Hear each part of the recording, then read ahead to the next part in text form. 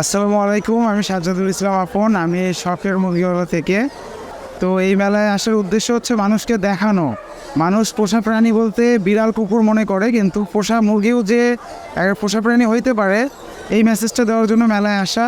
অনেকগুলো মুরগি নিয়ে আসছি, প্রায় 10টা ব্রিডের মুরগি নিয়ে আসছিলাম, ইতিমধ্যে সেল হয়ে গেছে। আর আমার খামারে প্রায় 28 প্রজাতির মুরগি আছে, এবং এই মুরগিগুলো প্রায় 300 থেকে 400 পিস মুরগি আছে আমার খামারে। আমার কাছে এখানে প্রায় এখানে আছে সেব্রেড জাতের মুরগি, তারপর Yokohama, Frizzle, Polish cap, Sumatra, Brahma, Japanese bantam, Cochin, white Cochin, mottled Cochin, এই জাতগুলো আনছি। আরও অনেক জাত আছে আমাদের খামারে, কিন্তু এখানে আসার উদ্দেশ্য একটাই, মানুষকে দেখানো, মানুষকে মেসেজ দেওয়া। এবং অনেকে এই মুরগি কখনো দেখেন, তাদেরকে এই মুরগিগুলো দেখানো। আর এই মুরগিগুলোর দাম সচরাচর 8,000 থেকে জোড়া শুরু, 10,000, 15,000, এরকম 20,000, 30,000 টাকার মুরগি আছে এখানে।